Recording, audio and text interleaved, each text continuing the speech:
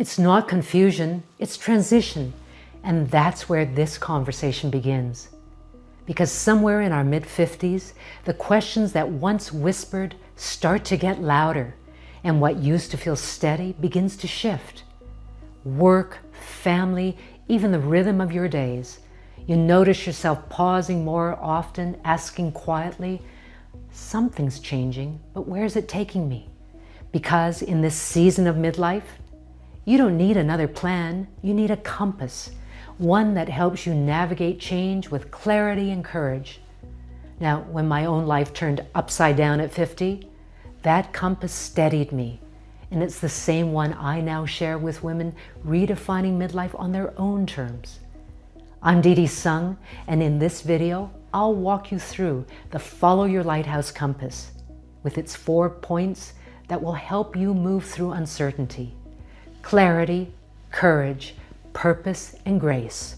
And by the end, you will know exactly which direction to face first, and the one small step that will start to steady you. Let's begin.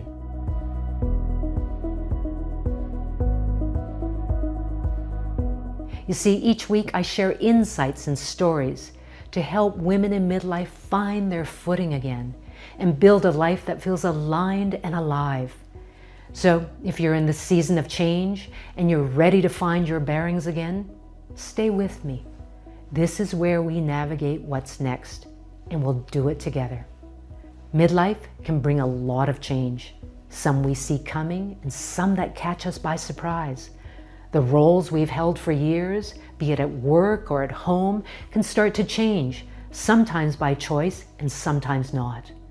Relationships evolve. Many of us find ourselves caring for aging parents while still being there for grown kids or partners who depend on us. Our bodies ask for more care and more rest, and the life you imagine for this stage might not look like the one you're living right now. And it's not that you've lost direction, you're simply navigating a new landscape now. And that's when you need a compass, something steady to guide you through what's unfolding.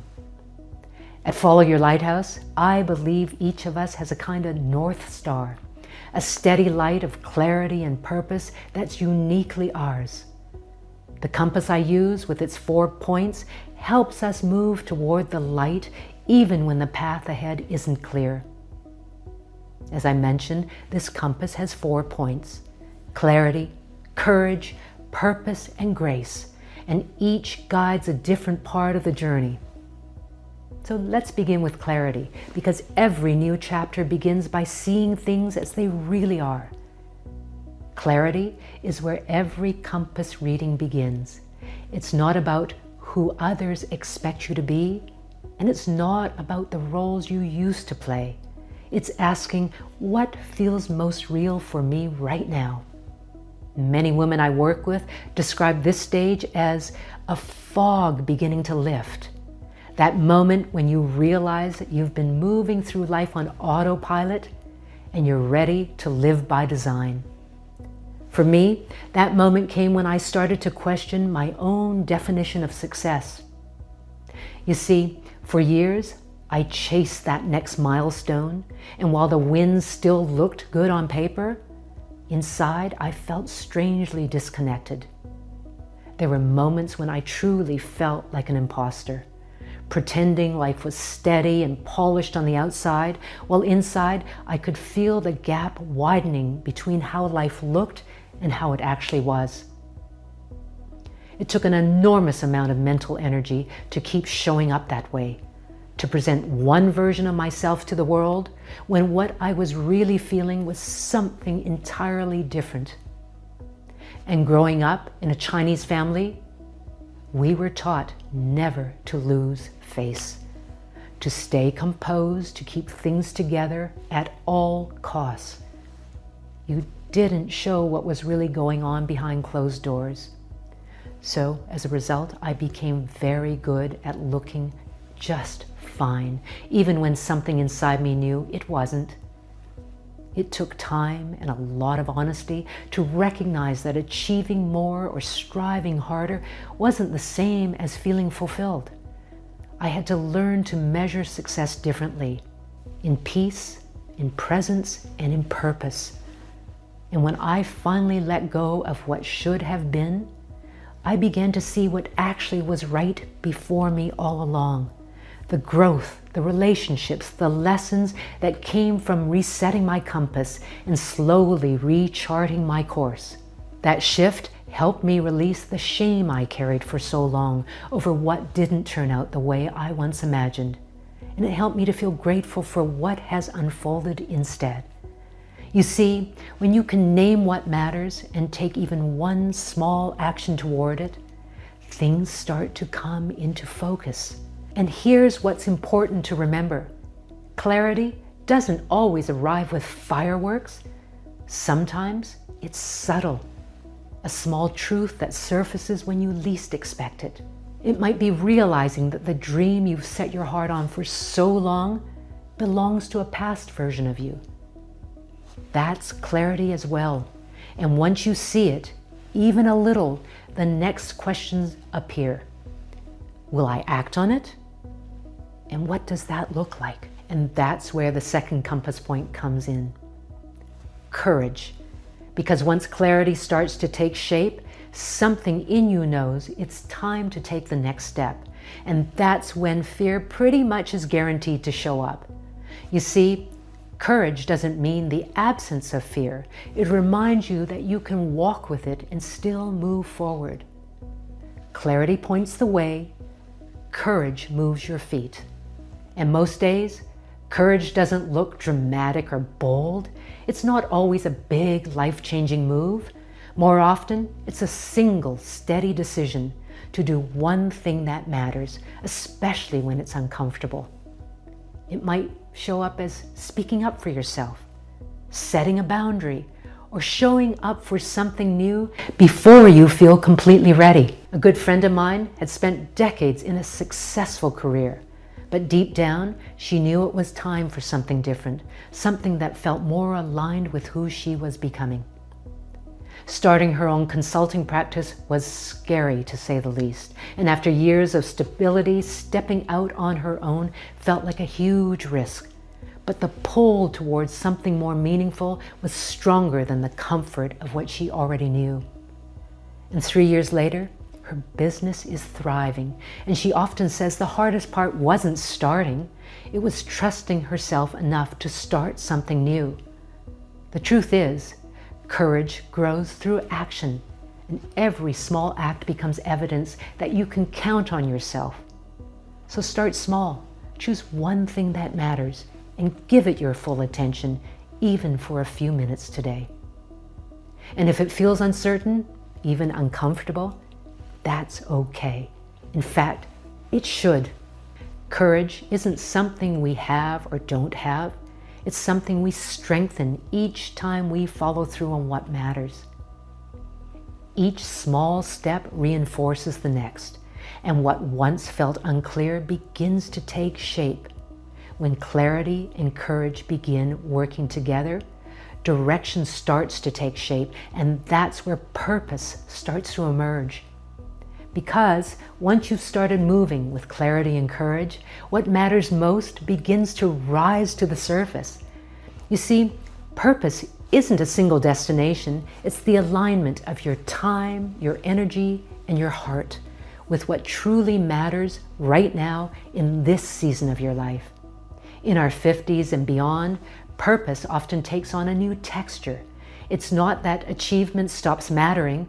It's that why we do what we do becomes more important than what we achieve. It can show up in mentoring, creating, contributing, or simply making space for what lights you up. A simple question I often ask is, does this give me energy or does it drain me? That answer is usually a compass point in itself. For me, purpose started to feel different in midlife as well. I've always loved music, but for the longest time, I didn't believe I could really learn a new instrument. And in my early 50s, I picked up the guitar again. More than 30 years after first trying it in my 20s, when it never really went anywhere beyond strumming, row, row, row your boat. But this time, something was different. I took to it. and I dove right in. And I've learned so much about myself through it. What lights me up, how it helps me feel connected, focused, and calm. Now, I'm still a little shy about playing for others, unless it's with a small group of musicians, and that's where I'm working on my courage. But it brings me a sense of peace. It fills me with joy, it keeps me learning, and it challenges me in all the right ways. Playing guitar helps me step away from the all or nothing thinking and remember that performance and perfection aren't the goal. Presence is. I play because it makes me feel alive. Jazz, R&B, and good old hits from the 60s and 70s, that's my happy place. And picking up the guitar again has shown me something about purpose, that it's less about where or when you arrive and more about how you travel and what you discover along the way. And maybe one day, not sure just when, I'll be brave enough to strum a song in one of these videos. Even saying that out loud makes me a little nervous because that would be a real act of courage for me. I'll go one step further. If you'd like to see that happen, drop the word guitar in the comments and we'll see how much courage I can build up by then. And here's something else I've noticed. When I play, I'm not chasing perfection, something I've had to unlearn after a lifetime of striving. Instead, I'm learning to be present, creative, and at ease with not having it all figured out. And that feels aligned with who I am now. You see, purpose rarely shouts. It's that unmistakable feeling of being at home in yourself, when what you're doing feels aligned with what matters most. And the beautiful thing is, that alignment can happen at any age. As C.S. Lewis said, you are never too old to set another goal or to dream a new dream. Because purpose isn't something we find only once. It keeps evolving as we do. And just when we think we've figured out that rhythm, life has a way of changing the key, and we're invited to learn a new song. And that's when you lean on the final compass point, and that is grace. Grace is what steadies you when the path ahead feels uncertain. It reminds you that progress isn't always about moving forward, because some seasons ask for stillness and for rest, for trusting that even when life feels quiet, something within you is still evolving.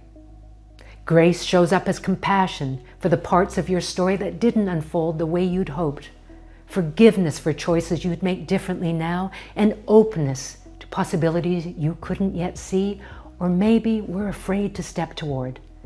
When my mom passed away, I felt untethered, like I'd lost my anchor. There were so many questions I still wanted to ask her.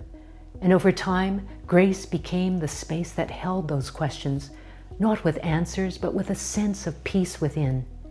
And while grace doesn't fix everything, it carries you one gentle, honest step at a time. It's also what allows us to hold space for others, our parents, our partners, our grown children, our friends, as they navigate their own changes. Because the grace we extend to others always finds its way back in. And that's the beauty of the Follow Your Lighthouse Compass. Clarity, courage, purpose, and grace, they don't work in isolation. They move together, guiding you, grounding you, and helping you find your way back to center again and again. And when life starts to feel unsettled, as it inevitably will, you'll know how to find your bearings once more. And if you're standing in a time of transition, let this compass guide you with clarity to see yourself in a more compassionate light, with courage to take the next step that feels right for you, with purpose to align with what matters most to you now, and with grace to steady and sustain as you move along the way. Now, which one of these feels most alive in you today? Take a moment to reflect and think of one small way you could lean into it, starting now. I'd love to hear what's resonating for you, so add it in the comments below. When we share these reflections, we create space for others to do the same. And that's how connection deepens and community builds. And maybe that's the beauty of this season of life. It's less about who we've been and more about how we choose to live today. As David Bowie once said, aging is an extraordinary process where you become the person you always should have been. And each day gives us a chance to live a little closer to that truth. So start with one small thing that will make a difference to you. Clarity will always meet you in motion. If this conversation resonated, subscribe and stay connected here, and share in the comments what you'd love to hear more about. Maybe there's a topic or questions you'd like me to explore in a future video. Your reflections and your stories mean a lot. They remind us we're finding our way forward together. Here at Follow Your Lighthouse, we'll continue to explore what it really takes to move through midlife with clarity, courage, with purpose, and with grace. And if you've been looking for a little more guidance on your next step, there's something special coming soon to help with that. I can't wait to share it with you. Take care and trust what's unfolding. I look forward to seeing you soon.